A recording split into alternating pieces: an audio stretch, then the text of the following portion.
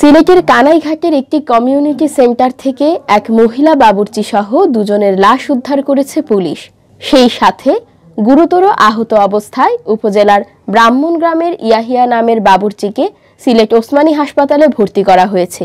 আজ বুধবার সকালে তাদের লাশ উদ্ধার করা হয়।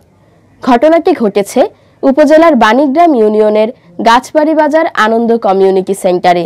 ময়না তদন্তের জন্য ঘটনাস্থল থেকে উপজেলার নয়াগ্রামের সুহেল আহমদ ও মহিলা বাবুর্চির লাশ উদ্ধার করে সিলেট ওসমানী মেডিকেল কলেজ হাসপাতালের মর্গে পাঠায় পুলিশ।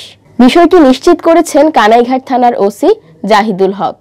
তিনি জানান, মঙ্গলবার রাতে বিয়ের সেন্টারে রান্না করার পর সবাই ঘুমিয়ে পড়েন।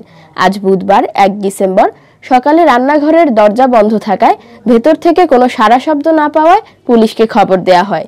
এরপর পুলিশ ঘটনাস্থল থেকে তাদের লাশ উদ্ধার করে। ওসি আরও জানান, ঘটনাটি রহস্যজনক মনে হচ্ছে। পুরো বিষয়টি গুরুত্ব সহকারে খতিয়ে দেখছে পুলিশ।